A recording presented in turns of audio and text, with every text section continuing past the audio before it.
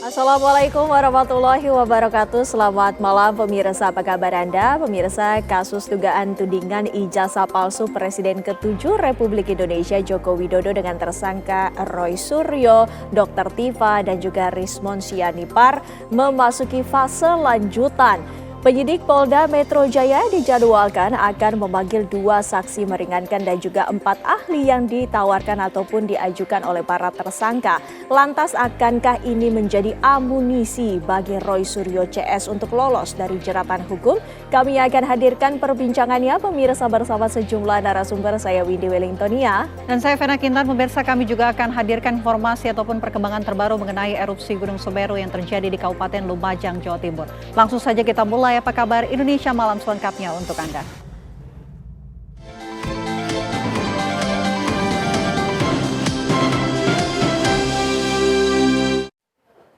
Pemirsa, Gunung Semeru di Kabupaten Lumajang, Jawa Timur mengalami erupsi disertai awan panas pada Rabu siang.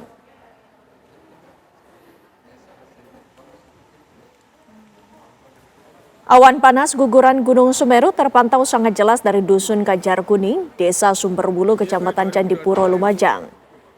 Berdasarkan laporan dan peringatan dini dari pos pantau Gunung Api Semeru, erupsi Gunung Semeru terekam dengan amplitudo 25 hingga 38 mm.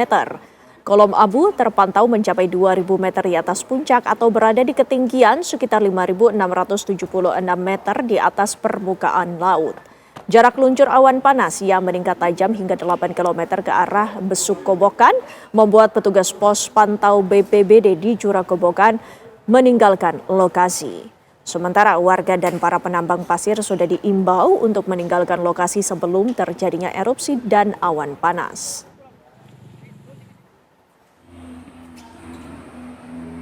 Sudah mau melewati jembatan Gedang Perak, Lur. Yang di bawah hati-hati. Minggir. Revi, Ref. Mundur, Ref. Revi. Mundur. Ngep. Sama deh, masuk dulu. Minggir. Kepulan asap dulu. Minggir.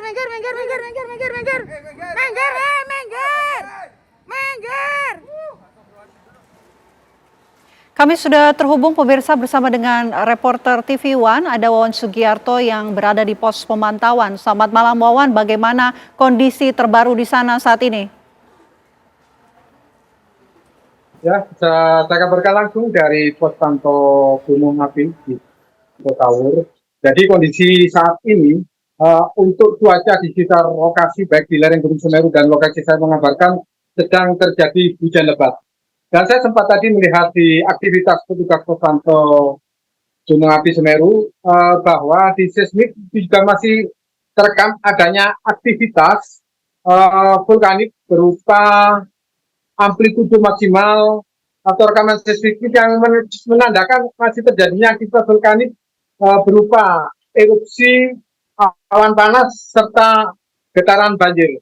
Namun hingga saat ini untuk dampak yang diakibatkan dari peristiwa erupsi yang terjadi hari ini belum ada informasi yang masuk terkait dampak yang ditimbulkan. Mengingat untuk arah luncuran yang sudah mencapai 20 km ini masih di alur atau di hilir Sungai Besuk Kobokan, jadi belum ada terkonfirmasi ini meluap ke pemukiman seperti yang terjadi pada erupsi pada tahun 2021 maupun 2022 silam. Sementara itu untuk masyarakat memang sudah diimbau melalui pesan WhatsApp, pesan berantai dari grup-grup WhatsApp yang ada. Ini untuk masyarakat yang bermukim di sepanjang hilir Sungai Curakoboan, baik di aliran Sungai Regoyo, mulai dari wilayah Pronojiwo, Desa Supiturang, Desa Sumberwulu, Desa Jugosari, Desa Gondoruso maupun Desa Batu yang berada di sepanjang aliran ini juga sudah dihimbau untuk terus mewaspadai dan terus menggali informasi dari sumber-sumber yang resmi. Karena ancaman bahaya sekunder dari bencana Gunung Semeru berupa awan panas, guguran maupun banjir lahar Gunung Semeru juga masih berpotensi terus terjadi. Vena. Wawan, apa yang paling dibutuhkan oleh warga khususnya yang mengungsi saat ini, Wawan?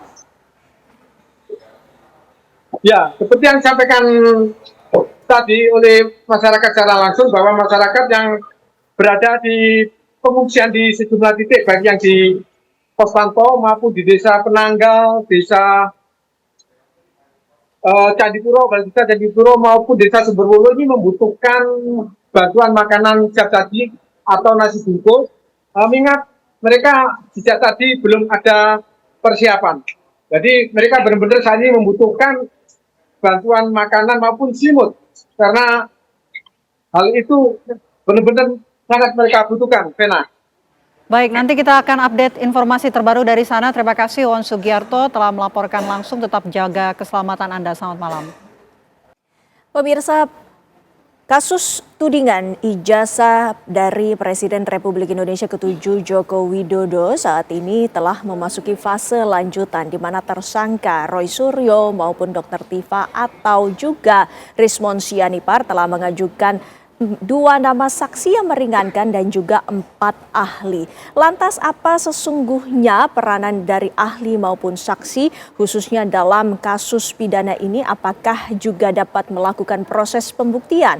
Langsung saja pemirsa, kita bahas bersama sejumlah narasumber yang saat ini sudah hadir bersama kami. Dari kuasa hukum Roy Suryo CS sudah ada di sebelah saya, Bang Jahmana Girsang. Selamat malam. Selamat malam Mbak Windy. Ya, sehat selalu Bang. Malam Prof, malam Lejmanan. Ya, dan juga kami menyapa di tengah-tengah kita semua sudah ada Prof. Suparji Ahmad selaku ahli hukum pidana dari Universitas Al-Azhar Indonesia. Selamat malam. Assalamualaikum Prof. Waalaikumsalam. Ya, sehat selalu Prof. Dan juga kami akan menyapa sudah ada Bang Lejmanan yang merupakan perwakilan dari pelapor sekaligus merupakan Wakil Ketua Umum Peradi Bersatu. Selamat malam Bang. Selamat malam, terima kasih. Ya, Bang Lejo sehat selalu.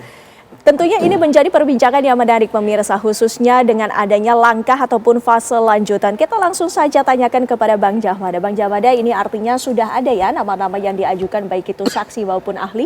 Ya baik Mbak Windy, sekali lagi selamat malam ya Prof dan rekan Lecu.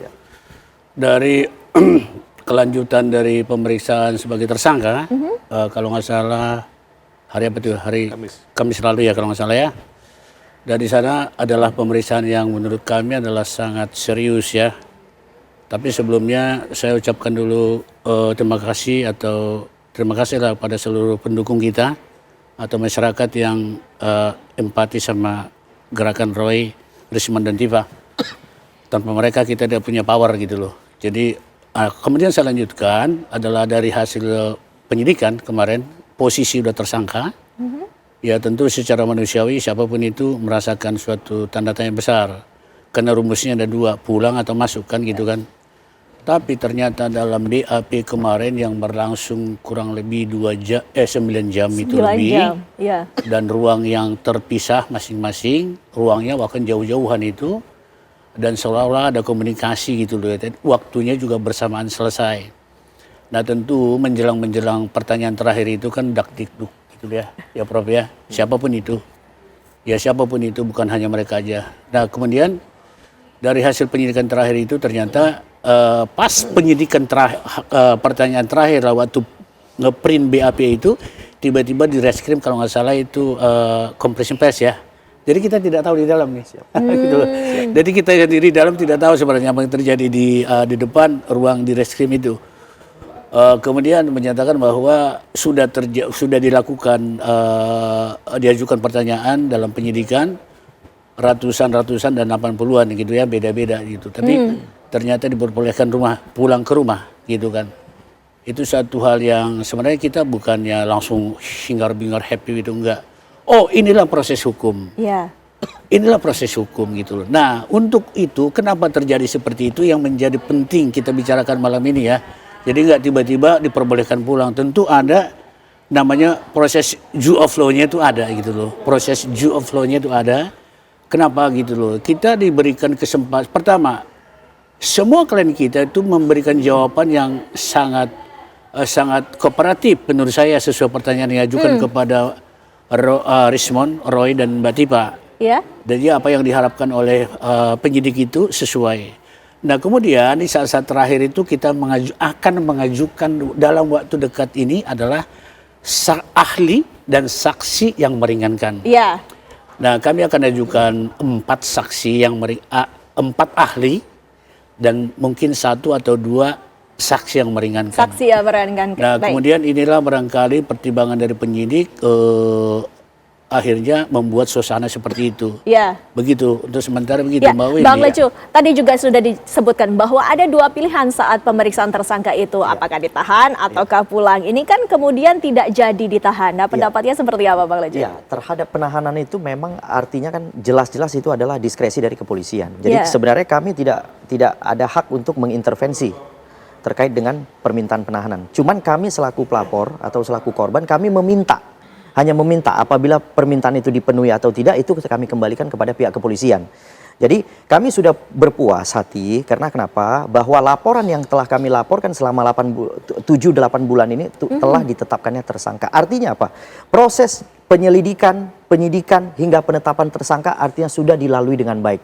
Sehingga menurut kami memang perlu pihak kepolisian memberikan ruang kepada para tersangka atau terlapor itu sesuai dengan KUHP pasal 65 bahwa tersangka atau terdakwa diberikan hak untuk menghadirkan yang namanya saksi meringankan.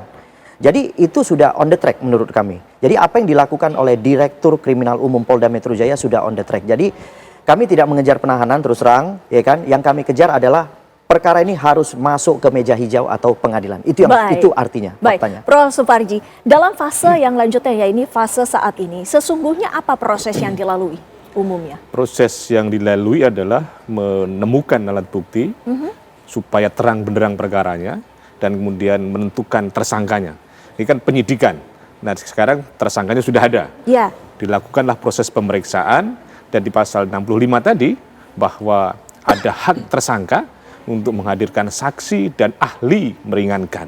Nah itu kemudian diberikan ruang dan oleh penyidik diberikan kesempatan untuk menghadirkan. Nah untuk itu saya kira bahwa apa tujuan dari ahli? Tujuan dari ahli adalah memberikan keterangan, berdasarkan pengetahuan, berdasarkan keilmuan, untuk membuat terang benderang perkara berdasarkan alat bukti saksi, berdasarkan alat bukti surat yang ada. Maka kan 184 itu disusun sedemikian rupa. Alat bukti itu saksi, surat, ahli, petunjuk, baru keterangan terdakwa. Jadi ketika menggunakan alat bukti saksi, menggunakan alat bukti surat, belum terang benderang, maka minta bantuan ahli untuk menerangkan berdasarkan pengetahuan dan berdasarkan keahliannya. Maka tujuannya nanti adalah apakah memang perkara ini dalam proses penyidikan ini tadi itu memang tersangkanya sudah memenuhi syarat untuk kemudian dilimpahkan, maka ada proses pemeriksaan tadi itu. Maka selain mengumpulkan alat bukti, kemudian memberikan ruang bagi tersangka untuk menghadirkan ahli meringankan tadi itu, pada sisi yang lain juga tentunya penyidik pun juga punya hak menghadirkan ahli juga. Punya hak untuk menghadirkan yang mungkin bagaimana mengimbanginya kan gitu loh. Mengimbangi keterangan ahli dari misalnya dari tersangka tadi itu. Maka kita apresiasi bahwa apa yang dilakukan oleh penyidik memberikan hak seluas-luasnya kepada tersangka untuk meringankan dan kemudian betul bahwa sebuah penahanan bukan sebuah keharusan, tetapi ada sebuah pilihan, syarat objektifnya sudah terpenuhi 5 tahun, tetapi mungkin penyidik tidak khawatir akan melarikan diri, tidak khawatir mengulangi tindak pidananya, tidak akan merusak barang bukti atau alat bukti, maka kemudian tidak dilakukan penahanan. Maka dalam rangka ini saya kira bahwa bagaimana potensi dari ahli, apakah bisa meringankan, tentunya akan membuat meringankan, tetapi semuanya kembali pada kewenangan penyidik untuk menilainya. Baik, nama-nama yang diajukan Bang Jamada, baik itu dari saksi ataupun ahli. Ini apa yang ingin dibuktikan? Nanti ditahan ya jawabannya usai jeda pariwara berikut ini pemirsa. Kami masih akan kembali. Anda kembali bersama kami, kita lanjutkan dialog kami pemirsa. Bang Jamada, dari nama-nama yang telah diajukan ini baik itu saksi maupun ahli, tadi sudah disebutkan jumlahnya. Ini apakah Anda meyakini bahwa ini akan meringankan bagi Roy Suryo CS? Bang Jamada. Oke, baik Mbak Windy dan Prof. Suparji dan rekanku Lecumanan. Tadi kita sepakati bukan sepakati, yang penyampaian kami adalah karena kami yang mendampingi asli penyidikan mereka sebagai tersangka, khususnya yang 3 klaster 2 ini. Saya sampaikan itu benar-benar penyidikan itu berjalan normal. Jadi tidak ada seperti ada persepsi di masyarakat, ada jaminan dari kuasa hukum. Saya mengatakan di sini tidak ada jaminan. Saya tidak tanda tangan secari kertas pun di sana untuk jaminan Oke. mereka bisa pulang malam hari ini. Tapi apa? Sesuai dengan pasal 1 ayat 2 KUHP, tugas penyidikan itu kan mencari alat bukti. Dengan alat bukti tersebut sehingga teranglah tindak pidana dan ditemukan tersangkanya atau pelakunya. Itu rasanya mungkin persepsi saya penyidik tidak bisa memastikan itu, mungkin masih ragu. Jadi kalau masih meragu dalam hal pasal 2 ayat 1 KUHP itu, bukti-bukti yang ditampilkan baik khususnya dari pelapor ya, mungkin belum memenuhi syarat, mungkin belum memenuhi unsur seperti yang kata Prof tadi. Itu pertama. Kedua tentang ahli. Pasal 186 KUHP itu kan ahli itu siapa? Ahli adalah seorang yang punya keahlian khusus untuk menerangkan suatu perbuatan. Sehingga perbuatan itu benar-benar terjadi atau mencari kebenaran. Jadi ahli itu diperlukan oleh kami adalah agar dalil katakanlah bukti atau pernyataan ahli dari pihak pelapor itu ya bukan di counter seolah-olah berantem, di compare, dibandingkan. ya, ahli versus ahli. Inilah namanya, menurut saya namanya perjalanan pemeriksaan yang progresif dalam hukum pidana. Apalagi hukum pidana kita yang baru, ntar lagi juga ini. Cuman sekarang masih berlaku yang lama kan gitu Prof ya, belum. Kita tidak tertutup. Kita bicara yang lama saja. Jadi itu artinya Mbak Windy dan rekan-rekan yang lain yang mendengarkan ini, penjelasan saya secara khusus ini adalah kenapa tidak ditahankan gitu kan. Memang dari segi pasal-pasal KUHP, pasal 1 ayat 2 dan pasal 186 masih diperlukan pemenuhan utuh. Pemenuhan alat bukti membuat terang tindak pidana dan pelakunya. Dan diperkenankan kami membawa ahli dan saksi adjudge. Baik. Saya kira itu poinnya. Ya, Jadi ya. tidak ada faktor lain Bang sama Lucu, sekali. mungkin langsung saja bisa tanggapi. Siap. Terkait dengan ya apa yang disampaikan rekan kita Bang Jamada, memang sedikit kami berselisih nih kalau terhadap pemahaman yang tadi ya. Karena kenapa? Menurut saya ketika polisi menetapkan tersangka terhadap para terlapor tersebut itu menurut saya terhadap alat bukti sudah terpenuhi. Terhadap keterangan saksi sudah terpenuhi, kemudian terhadap keterangan ahli juga sudah terpenuhi. Artinya baru berani Polda Metro Jaya menetapkan tersangka. Tetapi ya kan, karena banyaknya ya, artinya banyak si netizen dan lain-lain dan warga yang kemudian ini kan ada pro dan kontra. Yang mengakibatkan Polri itu kan harus presisi, transparan. Jadi mereka memberikan ruang kepada terlapor sekaligus tersangka untuk memiliki pembelaan. Oke, pembelaannya seperti apa? Ya menghadirkan ahli dan saksi yang meringankan. Karena kenapa? Ini dalam rangka membuat berkas perkara itu terang. Jadi artinya ketika nanti dilimpahkan kepada kejaksaan, berkas perkara itu sudah lengkap. Tidak lagi terjadi bolak-balik kanan kiri, ya kan P19 seperti itu. Jadi kita mau kan perkara ini naik ke pengadilan, naik ke meja hijau, supaya penyidik juga melengkapinya dengan hati-hati. Makanya mereka memberikan luang yang seluas-luasnya. Dan yang kedua, mungkin dugaan mereka bahwa terlapor atau tersangka ini akan menghadirkan banyak saksi, ya kan? Sehingga untuk efisiensi waktu, jadi mereka tidak melakukan penahanan dulu. Karena kenapa? Kewenangan polisi menahan itu hanya 21 hari.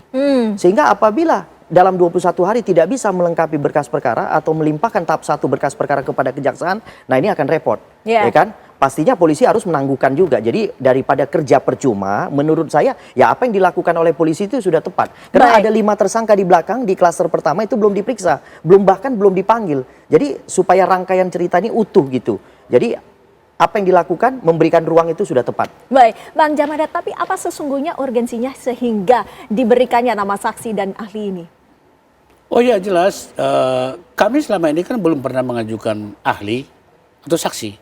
Kami benar-benar menuruti apa yang dijelaskan oleh klien kami dalam BAP mulai dari penyelidikan sampai penyidikan itu benar-benar ilmiah kok. Jadi kami tidak pernah mengkhawatirkan apa yang terjadi di sana gitu loh. Tapi sesudah kita dengar bahwa dari pelapor itu menampilkan 100 lebih saksi dan 20 lebih ahli, kami wah ini harus di-counter secara ilmiah loh gitu kan. Counter atau compare? Ya compare, counter, just the same ya. Apa bedanya gitu ya. Ya di-compare, di-counter sama aja. Jadi untuk itulah kami sudah siapkan 4 ahli.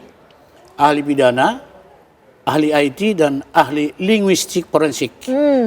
Dan 1 saksi adjudge. Tapi kami tidak tampilkan dulu namanya ya. Yang jelas kami udah ketemu, oh iya benar. Jadi timbullah suatu nanti mungkin lebih seru lagi ya, sesudah mereka menyampaikan pendapat mereka di depan penyidik, mungkin ada hal baru lagi. Kita harapkan sih ada hal-hal baru ya, dalam penyidikan progres pidana seperti ini, kita harapkan seperti itu. Nah saya singgung tadi rekan Lecumanan begini, kalau kita bicara bukti sebenarnya kita nggak perlu ke situ. Kalau kami dipancing dengan bukti, kami langsung masuk ke kaus primanya. Jadi 31 0311 itu atau 90 apapun 32, 33, 41, 50 Undang DITE itu sebenarnya pemantiknya apa? Cuman kita membicarakan ini berkali-kali ya itulah. Barangkali ini yang dipikirkan oleh para penyidik. Kami dari awal minta sebenarnya. Katanya ijazah palsu, ijazah itu sudah disita Polda Metro Jaya. Tapi kami tidak pernah dilihatkan. Kalau dalam equal before the law, sebenarnya kami boleh dong. Kenapa tindak pidana yang lain boleh dong? Inilah penyebab si Adi dibunuh gitu loh. Inilah hasil bukti korupsinya, diperlihatkan uang banyak gitu loh. Inilah hasil itunya itu. Tapi ini tidak pernah.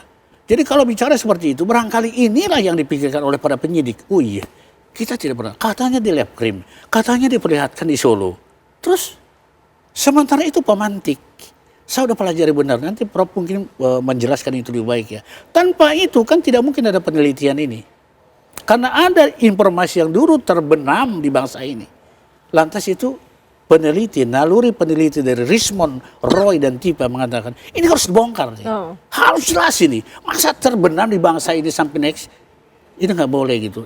Banyak literasi penelitian, mulai sebelum Masehi sampai dengan abad 17, ya. Galileo mengatakan bumi harus bulat kata dia. Waktu itu paham-paham mengatakan, oh enggak lonjong. Galileo abad 17 mengatakan dunia bulat. Sampai sekarang kita mengatakan dunia ini bulat toh. Ada yang menyangkal? Nah, itulah similarnya, itulah kurang lebih dia analognya dalam penelitian ini. Mereka tidak dibayar, kita harus bersyukur. Masa ini terbenam di bangsa ini, suatu aib besar di bangsa ini. Jadi menurut kami inilah pertimbangan dari penyidik. Dan di atasnya adalah, menurut saya begini, ada teori. Ini kan sudah menjadi konsumsi publik masyarakat yang sangat luas. Dalam teori, dalam adagium, nanti Prof menjelaskan, ada teori salus populis suprema lex extra. Sekarang masyarakat ikut loh menilainya. Iya, baik. Dan itu juga yang kami ingin tanyakan Prof Suparji. Dengan adanya ini ada berbagai kedua belah pihak yang memiliki pandangan yang berbeda. Tentunya kami ingin mengetahui dengan saksi dan ahli yang saat ini menjadi langkah yang terdekat yang akan dilakukan oleh pihak Roy Suryo CS ini. Seberapa besarkah ini bisa menjadi pengaruhnya dan juga membuktikan untuk komparasi ataupun membandingkan tersebut? Ya, pertama bahwa memang dalam proses penyidikan ini kan dalam rangka mencari kebenaran material kan. Kebenaran yang sebenar-benarnya, kebenaran yang tidak ada keraguan kan itu. Dan pada sisi yang lain dalam proses penyidikan ini tentunya kan ada SPDP kan dengan jaksa yang tentunya bagaimana perlimpahan perkara nanti tidak bolak-balik. Nah, terkait dengan bagaimana urgensi dari keterangan ahli kan gitu. Terus bagaimana nanti pengaruhnya, maka ya ahli itu dalam proses penyidikan kan nanti akan diilustrasikan perkaranya, akan dirangkaikan kronologis perkaranya, dan kemudian ada sebuah pertanyaan, apakah kemudian ini memenuhi unsur atau tidak kan itu. Apakah masuk 160, 310, 311 dan seterusnya.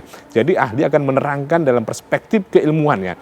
Nah, pada kontroversi tadi itu, pada satu sisi merasa ini benar, sini merasa benar dan sebagainya, maka ahlilah yang kemudian memberikan penjelasan secara objektif. Memang persoalan kita ini kan satu sudut pandang yang berbeda-beda.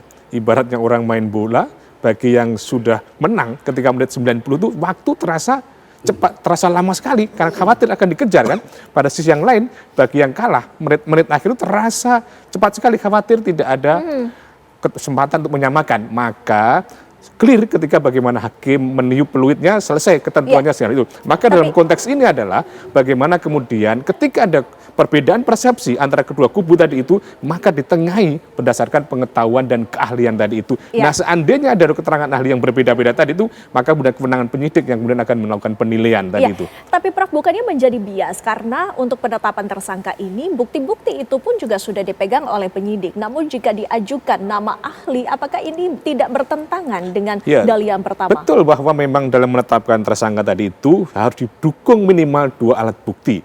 memenuhi unsur kualitas dan kuantitas. Clear itu, tidak boleh tidak. Artinya bahwa untuk menetapkan tersangka itu harus terpenuhi alat bukti tadi. Tetapi pada sisi yang lain, bahwa memang ketika menjadi tersangka, ada ruang mengajukan ahli meringankan dan saksi yang meringankan. Bukan berarti mengurangi proses penetapan tersangka tadi itu. Mungkin saja ada perkembangan, ada pengetahuan baru yang bisa menerangkan, berarti bukan menjadi tersangka itu suatu yang absolut. Kemudian menjadi bersalah, kan kita praduga tidak bersalah. Iya. Ya, pada sisi yang lain bisa saja begitu tersangka bisa SP3 karena tidak cukup alat bukti, karena ternyata bukan peristiwa pidana atau berhenti karena faktor hukum. Maka untuk itu keterangan ahli tadi akan membantu membuat terang benderang perkara apakah penetapan tersangka kemarin itu sudah memenuhi unsur atau belum, atau sudah sah secara hukum atau belum, meskipun pada awalnya sudah dinyatakan secara hukum sudah memenuhi syarat tadi itu. Baik. Tapi ada Bang perkembangannya. Lecu, ini artinya bisa SP3, Bang Lecu? Ya, kalau SP3 itu juga merupakan diskresi daripada kepolisian, ya kan? Tetapi menurut saya, ya kan, kalau polisi tiba-tiba menerbitkan di SP3, ya kan, tanpa penyidikan yang benar-benar komprehensif, itu saya rasa ya kita akan menggugat pra peradilan terhadap SP3 Baik, tersebut. artinya masih ada opsi yang masih nanti akan ada. dilakukan. Memang Ditahan semua dulu, Bang diskresi. Lecu. Oh, ya. Kita juga masih akan kembali pemirsa untuk membahasnya kembali selepas jeda pariwara berikut ini. Ada masih bersama kami, Bang Lecu Manan tadi melanjutkan perbincangan kami tadi. Jika memang ada upaya ataupun opsi untuk SP3, lantas skenario-skenario apa saja yang mungkin bisa diambil oleh para pelapor? Ya, artinya terhadap penetapan SP3 itu memang sepenuhnya merupakan diskresi kepada kepolisian. Artinya polisi bisa menerbitkan SP3 tapi dengan mekanisme-mekanisme tertentu. Apabila tanpa mekanisme tertentu kemudian polisi melaksanakan SP3 terhadap perkara ini, maka kami akan mengajukan gugatan pra peradilan terhadap SP3 tersebut. Sehingga menurut saya tugas polisi yang sebenarnya adalah melengkapi berkas perkara, kemudian melanjutkan tahap 1 berkas perkara ke kejaksaan, kemudian setelah dinyatakan P21 maka baru tugas polisi itu lepas. Artinya berlanjut kepada pihak kejaksaan yang kemudian setelah dinyatakan P21 berkas perkara itu wajib diserahkan kepada pengadilan, kemudian pengadilan wajib menyidangkan perkara tersebut di muka umum. Baik. Itu yang seharusnya SOP yang dilaksanakan oleh kepolisian. Jadi bukan malah kepolisian mengeluarkan yang namanya SP3. Karena jelas-jelas polisi melengkapi alat bukti sebanyak 700, kemudian menghadirkan saksi ahli sebanyak 22, kemudian memeriksa saksi sebanyak 120 atau 130. Jadi menurut saya secara KUHP pasal 184 bahwa alat bukti telah terpenuhi, makanya terjadi penetapan tersangka. Sehingga kalau tanpa mekanisme instrumen yang benar kemudian diterbitkan SP3, wah ini jelas-jelas kami akan menggugat Polda Metro Jaya terhadap perkara tersebut. Prof. Suparji, Anda melihatnya, apakah ujung dari kasus ini memang dihentikan ataupun SP3 atau justru ke meja hijau? Ya, saya kira bahwa potensinya dua-duanya bisa terjadi. SP3 juga bisa mungkin kan, dalam arti bahwa memang sekarang sudah cukup alat bukti untuk menetapkan tersangka. Tapi Anda melihatnya apakah lemah untuk kemudian dilanjutkan ke tahap selanjutnya?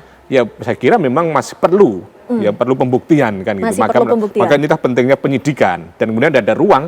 Nah, nanti seandainya ahli yang dihadirkan oleh para tersangka ini akhirnya bisa merubah tentang alat bukti sebelumnya, maka bisa saja peluangnya SP3 ada. Tetapi seandainya juga bahwa ternyata penyidik sudah punya keyakinan terhadap penetapan tersangka sebelumnya, maka bisa dilimpahkan. Jadi peluangnya memang masih memungkinkan. Itulah pentingnya praduga tidak bersalah, bahwa dalam konteks ini peluang untuk dilanjutkan perkaranya kalau memang sudah ada alat bukti yang cukup dan kemudian sudah meyakinkan, dan jaksa, yang terpenting adalah jaksa, sudah siap menerima pelimpahan perkara. Karena nanti yang bertanggung jawab di persidangan, beban pembuktian adalah jaksa. Maka jaksa tentunya tidak ingin susah membuktikannya, nanti akan merusak bagaimana reputasinya kepada yang bersangkutan. Jadi menurut saya kita hargai, kita apresiasi, kita pantau, kita pandu, kita kawal bagaimana penyidik bekerja secara presisi, dengan cara bagaimana melengkapi dan memberikan ruang bagi para tersangka untuk menghadirkan saksi, menghadirkan ahli yang meringankan dalam rangka membuat terang benderang perkara ini, dalam rangka membangun sebuah kebenaran material. Dan seandainya nanti misalnya keluar SP3, memang ada peluang untuk diperadilankan. Objek pra-peradilan salah satunya SP3, surat perintah penghentian penyidikan. Mungkin saja ada kesalahan prosedur, kenapa kok ada dihentikan perkaranya tadi, tetapi semuanya masih sama-sama besar peluangnya ini, Mbak, gitu. Ya, baik. Bang Jabadat sendiri bagaimana keyakinannya? Apakah memang ini pengajuan saksi dan juga ahli memang tujuannya adalah untuk penyidikan ini segera dihentikan. Itu tujuan utamanya. Pak Windy dan Profesor Suparji dan rekan Lechmanan, kalau kami harus menghormati proses due of law ya. Benar-benar kami tidak ada pengaruh ke dalam baik pengaruh kemanapun dan tidak ada power yang mempengaruhi kami. Artinya begini, klien kami dari awal sadar hukum, jangan lupa sadar hukum. Artinya perbuatan yang mereka lakukan itu mungkin suatu saat ada impact hukumnya atau impact sosialnya atau impact yang lain. Sadar, dokter kok tiga-tiganya. Jadi nggak perlu diragukan. Jadi kami hanya memenuhi jalur-jalur hukum apa yang perlu dijelaskan. Nah kemudian yang tadi mengatakan kami juga tidak pernah meminta harus CP3, enggak. Oh, ya. Dengan ada kompresi pers kami seperti itu tidak pernah kami minta. Pokoknya penyidikan ini sesuai dengan KUHP yang berlaku. Apabila keperadilan? Apabila keperadilan kami, boleh saya katakan sini ya, kami lebih bersyukur lagi. Oh. Karena di sana akan keluar bukti yang utama yang namanya pemantik itu. Jadi kami nggak takut. Jadi bukan berarti saya menantang ya, maaf ya. Tapi itulah pet atau jalur-jalur yang kita inginkan. Tapi seadanya di penyidikan ini diperlihatkan itu, kan nggak perlu panjang-panjang juga. Ternyata umpamanya palsu. Bener palsu, ternyata asli. Mana nih dua-duanya off-on-nya nih gitu loh. Kan ketahuan siapa yang bersalah. Baik. Dan klien kami ini based on penelitian loh. Jadi saya katakan saya sampai belajar 2 buku penelitian membackup mereka gitu loh. Baik. Artinya mereka tidak salah langkah. Bahwa penemuan mereka ini lawan dengan ilmiah kan gitu kan. Jadi masalah SP3 tadi kami tidak ada interest atau tidak ada permintaan ke sini. Kalaupun ya ada perkara ini berjalan lanjut, baik tidak usah ditahan, oke, umpamanya nanti di pengadilan kita buka gitu loh. Baik. Itu yang kita inginkan. Jadi terbuka semua untuk masyarakat. Salus populis suprema legislasinya Baik. tercipta begitu kan ya. Masyarakat is menonton siapa yang benar, siapa yang salah. Baik. Kan gitu kan. Kita juga akan lihat nanti bagaimana perkembangannya. Terima kasih Bang Jamada, terima kasih Prof. Sumarji, terima kasih Bang Lecu waktu yang bersama kami di Apa Kabar Indonesia Malam. Dan pemirsa, kami masih akan menghadirkan sejumlah informasi lainnya selepas jeda pariwara berikut ini. Tetaplah bersama kami.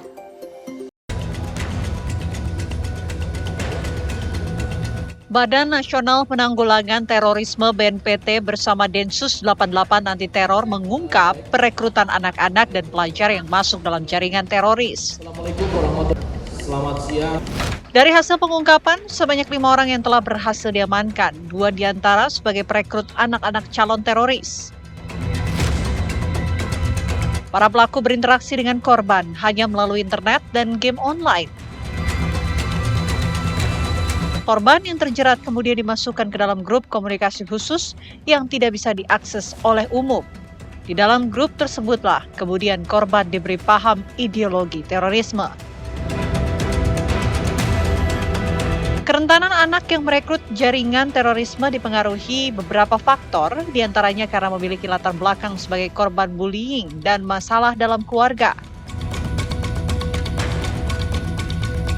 Di tahun 2025 ini, Densus 88 mensinyalir terdapat lebih dari 110 anak sedang teridentifikasi paham radikalisme.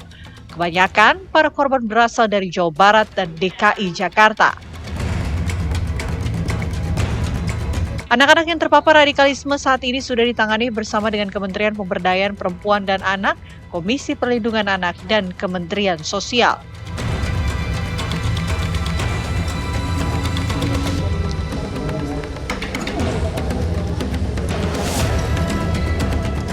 Ya, kita akan langsung membahasnya pemirsa bersama dengan Kadensus 88 tahun 2004-2008. Ada Irjen Pol Purnawirawan Bekto Suprapto. Selamat malam Pak Bekto. Selamat malam Mbak Benang. Pak Bekto, ini kalau kita lihat modus dari pelaku jaringan terorisme ini kemudian melalui media sosial dan juga game online. Bagaimana sebetulnya pola komunikasi jaringan teror melalui game ini Pak Bekto? Polisi harus ekstra hati-hati menerima informasi. Ini Densus memang tugasnya adalah memonitor semua kegiatan terorisme, termasuk memonitor kegiatan orang-orang yang menyebarkan ideologi radikal, ya, merekrut dengan game-game online, membuat bom dan sebagainya. Tetapi prinsipnya polisi harus terus penasaran dan waspada dengan informasi ini, tidak cepat-cepat mengambil kesimpulan ya bahwa ini kaitannya pasti dengan peledakan misalnya yang terjadi di SMA 72.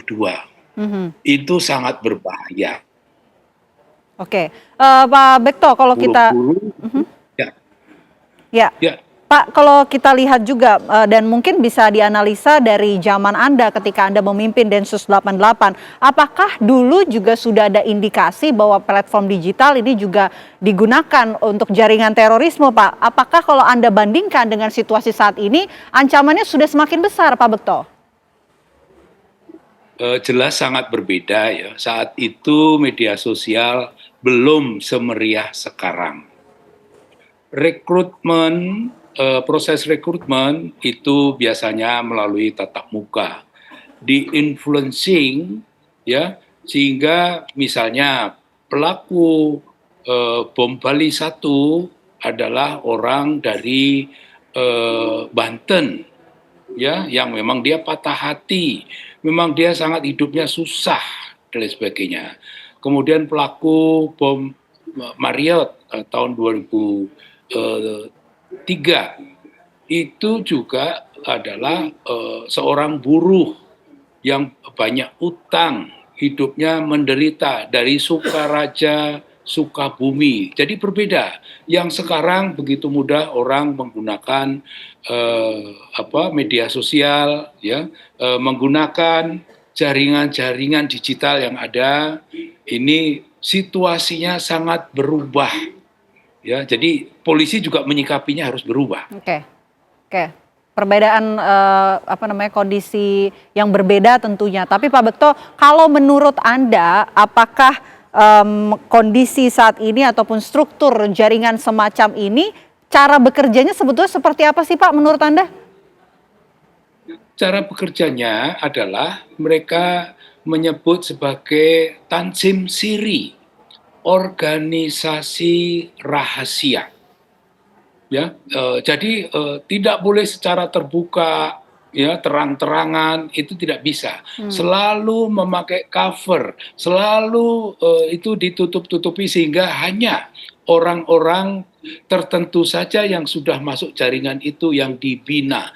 Itu kalau pola itu dari dulu sudah ada, hanya sekarang metodenya berbeda karena situasi teknologi informasi juga sudah jauh lebih maju daripada tahun 2000 sampai katakanlah tahun 2008, itu sangat berbeda. Oke, karena kalau sekarang Pak yang direkrut ini adalah anak-anak, yang ditargetkan ini adalah anak-anak. Bagaimana menurut Anda?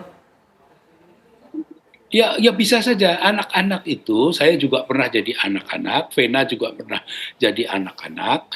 Bagaimana merekrut anak-anak itu secara psikologis itu juga ada caranya. Ini dipelajari semua oleh teroris, ya. Anak-anak itu kepengen mencoba, kepengen membuktikan sesuatu. Itu dipelajari betul sehingga dicari kesempatan bagaimana untuk merekrut satu orang itu diteliti dengan sangat teliti, sangat hati-hati sehingga ini bisa masuk, ini tidak bisa masuk. Sama seperti dulu para pelaku bom bunuh diri itu prosesnya juga tidak mudah, tidak cepat. Mereka didoktrin setiap hari. Cara doktrinnya juga berbeda. Oke, sebagai mantan Kadensus 88, Pak, apa himbauan Anda tentunya untuk anak-anak di luar sana agar kita tidak ingin ada yang kemudian terpapar ataupun terekrut, termasuk juga himbauan untuk orang tua?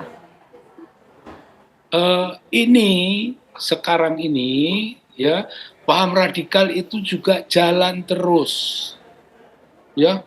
Terus berjalan secara clandestine atau secara rahasia. Tentu ini bukan hanya menjadi tanggung jawab polisi saja, jadi tanggung jawab Densus saja, tetapi juga menjadi tanggung jawab orang tua, menjadi tanggung jawab sekolah, menjadi tanggung jawab pemerintah ya regulator yang kaitannya dengan ini. Begitu banyak, kita membuka saja saat ini, kita buka YouTube cara membuat bom. Itu begitu banyak sekali, berhalaman-halaman, kita bisa lihat langsung di layar screen kita. Itu kalau zaman saya dulu sudah ada seperti ini, tentu saya juga akan coba-coba untuk bikin. Mula-mula untuk bisa kesenangan, lama-lama juga dimasuki. Oke, Nah, baik. ini harus menjadi perhatian dan keprihatinan kita semua. Oke, ini harus jadi perhatian tidak hanya untuk anak-anak tapi juga orang tua di luar sana. Baik, kita berharap ini tidak terjadi lagi. Mudah-mudahan anak-anak tidak terperangkap ataupun kemudian menjadi target dari jaringan terorisme ini. Terima kasih Pak Bekto Suprapto sudah bergabung bersama kami di Apa Kabar Indonesia Malam.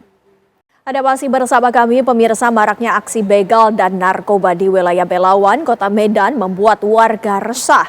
Ratusan warga tuntut Polres Pelabuhan untuk menindak tegas para pelaku. Ratusan warga Belawan yang didominasi oleh ibu-ibu mendatangi Polres Pelabuhan Belawan dengan berbagai tulisan tuntutan dan di poster.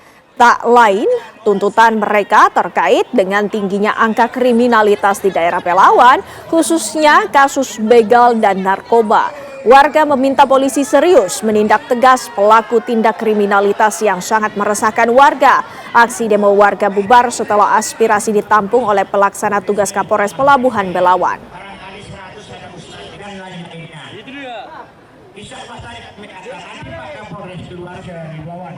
Sehingga masyarakat dan polisi bertemu dengan Kapolres.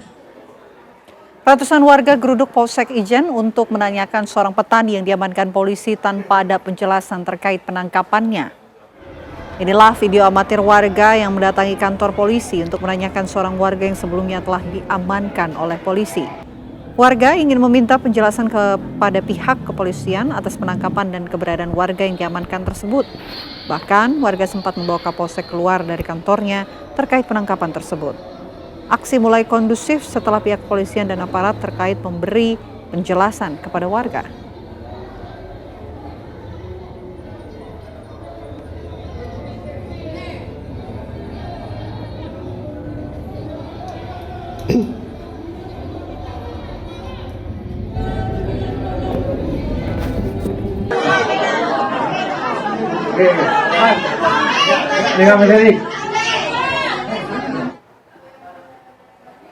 Ya pemirsa, informasi tadi sekaligus menutup perjumpaan kita pada malam hari ini. Saya Windy Wellingtonia. Dan saya Vena Kintan mewakili kru yang bertugas pamit. Sesaat lagi Anda dapat menyaksikan program Indonesia Business Forum bersama dengan Celia Alexandra. Kami pamit undur diri, terima kasih atas kebersamaan Anda pemirsa. Sampai jumpa.